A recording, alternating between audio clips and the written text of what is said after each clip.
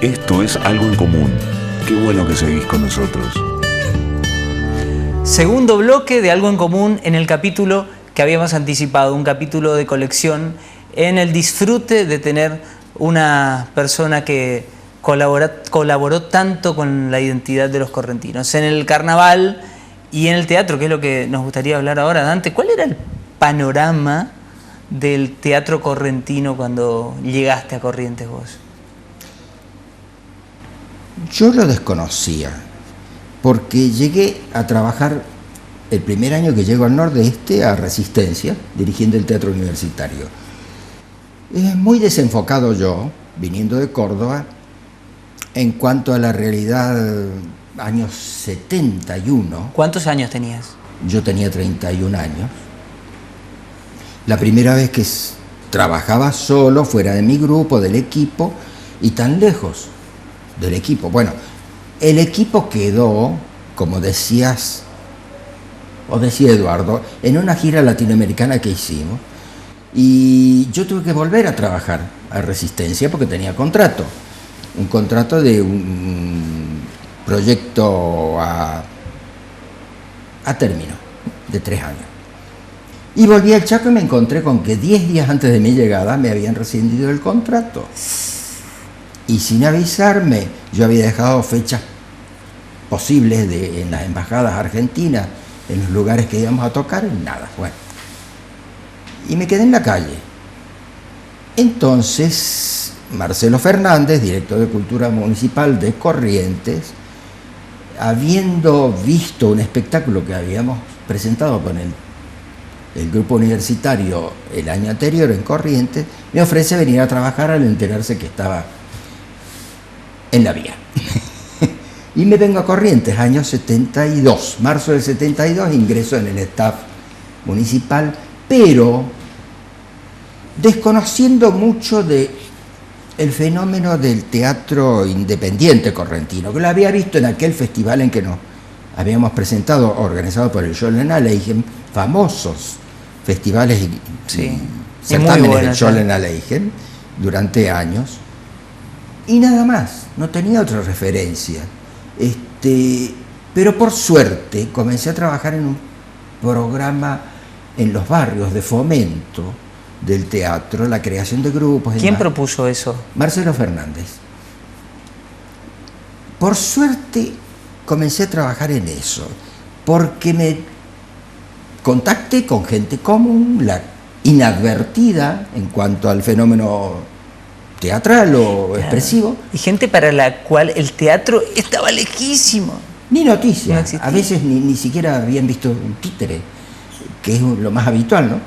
Hacíamos giras en todos los barrios, con ese elenco, con el otro había intercambios, había festivales de integración de los grupos. ¿Y en el Teatro Vera qué se hacía? Y en el Teatro Vera se hacían veladas. ¿Pero había puestas en escena teatrales? Sí. Sí. Eran veladas, el famoso asunto de la velada. En este caso correntina, no es peyorativo esto, pero para hablar de identidades culturales y fenómenos culturales y sociales, se hacían veladas, que se titulaban veladas artísticas. Veladas que en Córdoba no existían, ¿no? ¿Y qué diferencia tiene? Yo descubro la velada. Era una ocasión para juntarse, verse y observarse. Además entre lo de la platea. Además, y bueno, ¿por qué se inventa el teatro?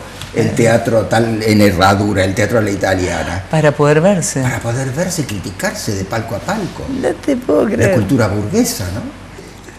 En el Teatro Vera se hacían veladas artísticas, claro, con grupos independientes o el vocacional Corrientes, que es nuestro teatro el más longevo. Hablando de momentos que fueron fuertes también, vos llegaste y te metiste en la comunidad, te metiste en los barrios, a la par, digamos, de las veladas y de todo ese movimiento teatral.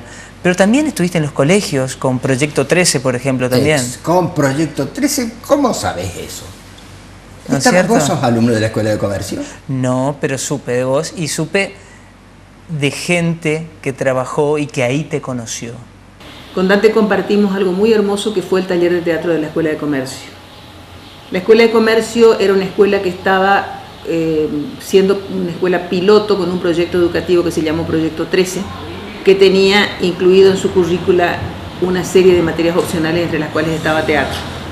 Y en el año 74 sucede en Corrientes un acontecimiento que fue un hito cultural en las escuelas secundarias, que fue el Encuentro Nacional de las Artes y las Letras para Escuelas Proyecto 13. Y vinieron de escuelas Proyecto 13 de todo el país a Corrientes a hacer un encuentro no competitivo, en arte y letras. Consistía que en la Escuela de Comercio, un establecimiento dedicado a la enseñanza del manejo de lo económico y la contabilización de lo económico, existía esto de lo humanístico creativo en el medio de las clases, en el patio cubierto, con ensayos, con orquesta y todo. Escenografía. Bueno, consistía en que la mitad de los profes odiaban la actividad y la otra mitad o menos la apoyaba, hasta dado el caso de que integraban el equipo técnico y de diseño y de confección del espectáculo, realización del espectáculo, con escenografía, con la mar en coche. En Proyecto 13 estaban sumados, por ejemplo, Ángel Quintela. Sí, como alumno de la escuela. Cuánta otra gente que fue dejando, ¿no? Y que con ese proyecto estrenaron hasta en Buenos Aires, presentaron en Buenos Aires una obra. Sí, un intercambio con colegios de Buenos Aires, fuimos al teatro, el de la Boca, el teatro de La Ribera. Él quedó trabajando en el taller de la Escuela de Comercio, con el que hicimos después un musical escrito expresamente para el grupo de la Escuela de Comercio de Marilyn Morales Segovia y Teresa Parodi, que lo llevamos a Buenos Aires y lo representamos durante una semana en el Teatro de la Ribera, y nos vinieron a ver Juan José Bertonasco, Cecilio Madanes, Daniel Miglio Aranza, Cristina Vanegas. Con la diferencia de que en ese caso los actores, con todo lo bien que les fue y con todos los aplausos, al final, y como una manera de honrar ese escenario, con Dante Sena barría en el escenario al final de la función. Y un ritual que había impuesto Dante, y era que cuando se terminaba la obra, los actores barrían el escenario. Y el personal del teatro nos decía, no, ese es trabajo nuestro. No, ese es trabajo nuestro. Los artistas barremos el escenario. Me lo han contado. Te invito a ver unas historias de teatro también, ¿eh? Pero mira que son chismosos. Vamos a mirarlo. A ver.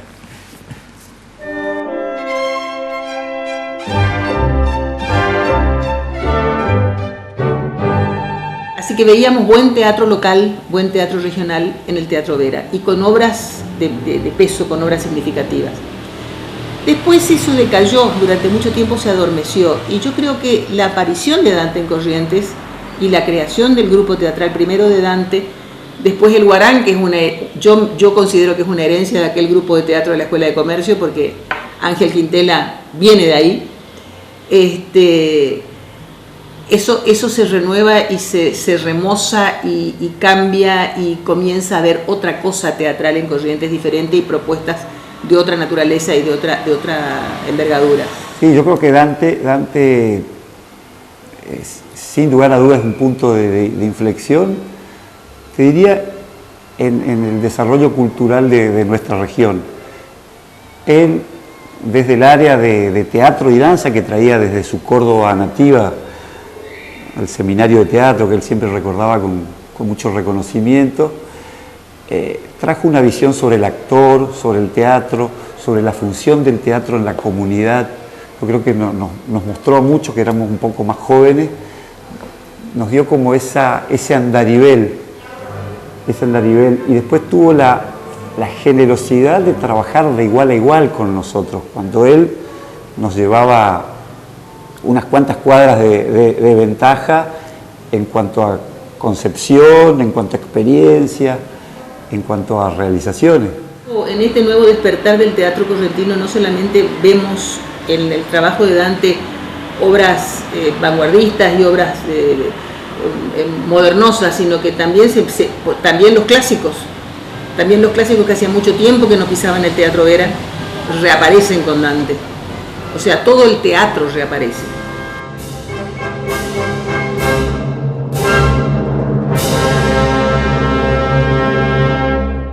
Me gustaría hablar de de lo que decía Estela, agradecidos nosotros de que Estela nos brinde esta mirada sobre vos, que volvieron los clásicos y que también estaba lo moderno, todo con tu llegada. Sí. Y hay cosas que se recuerdan y de manera, no hay, vos pasás por el teatro y la gente que está en el teatro o la gente que fue al teatro no se olvida de Brígida y las Aguas, no se olvida de Juan Moreira. De Juan Moreira. Contame de Juan Moreira. Cuando se inaugura la acción del Teatro del Guarán, fue con Juan Moreira, de un espectáculo que lo tuve 6 años dando vuelta. Juan Moreira. Sí. Tengo que contarles que en la dedicación de Dante hacia el trabajo iba más allá de lo escenográfico, de lo coreográfico, del montaje y la visión de todo, sino que también estaba en la iluminación. Y ahí pasaban horas y horas con Eduardo Sívori diseñando los colores, ¿sí? Con que se iban a iluminar los personajes, quizás en un momentito imperceptible, quizás desde lo racional, pero desde lo emotivo se notaba. Hasta hoy se la recuerda porque es sobre una banda de sonido que duraba exactamente 59 minutos.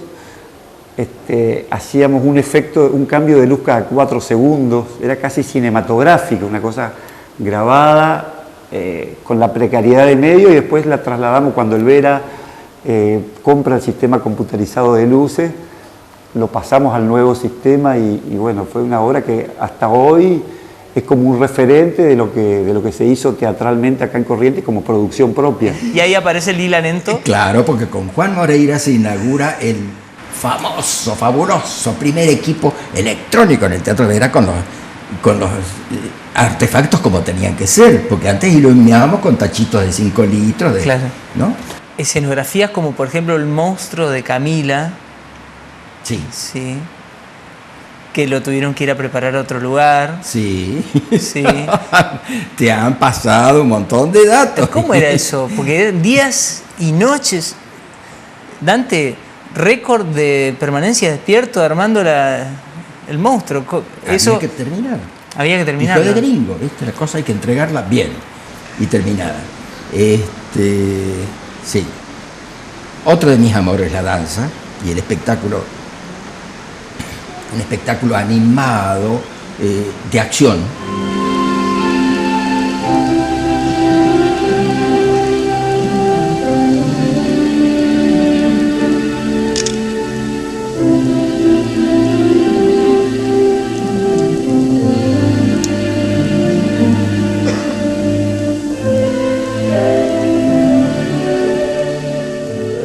Ahora vamos a mirar, ¿querés? Te invito a mirar cómo era Dante trabajando. ¿Te animás? Siempre, hijo de gringo.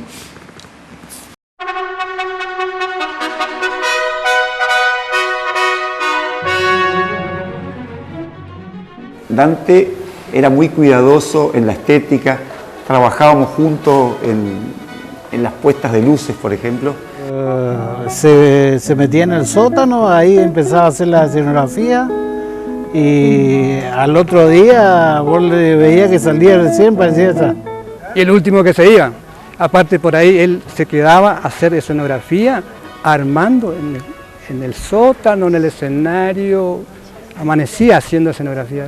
No, él subiendo la escalera a la par nuestra, así que yo siempre estuve con él en la parte técnica, al margen de la producción, y bueno, hay que aguantar el ritmo, estar noches, semanas algunas veces sin dormir o durmiendo un par de horas. Y era café toda la noche, no comía nada.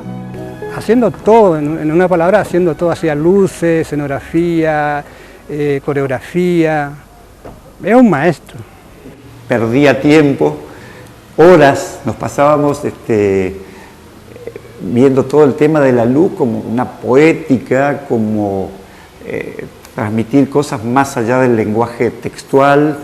Era, digamos, un estudioso y por ahí un gran intuitivo. Y todo esto se veía plasmado en sus obras. Porque nunca te alcanza el tiempo con Dante, siempre le falta el detallecito que tiene que mejorar.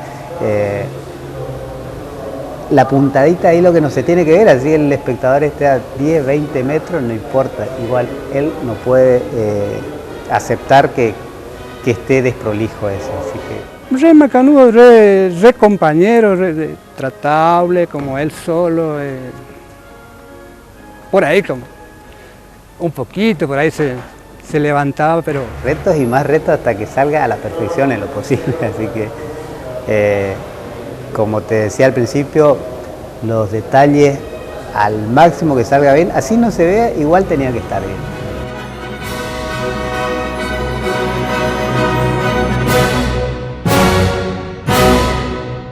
Todos entendieron el mensaje. Fantásticos compañeros de laburo. Todos entendieron el mensaje. Fantástico. Aunque no se vea, esto tiene que estar Por delante bien. y por detrás. Por delante y por detrás. Es igual. Qué bárbaro, qué lindo. Y hablaban de esto, ¿no? De lo estudioso, pero a la vez lo intuitivo, Dante. Sí, lógico, como es la tarea de un artista. No todo es sistema, no todo es metodología. Hay algo que te detecta que eso es. Eso y es así. Bueno, y ahora ¿A tenemos vos te que... pasará? Lógicamente que te ha Sí. pasado. ¿Cuántas de las veces? Sí. Vamos a ir a una tandita y ya volvemos. Esto es Algo en Común. ¿Te quedás? Ya volvemos.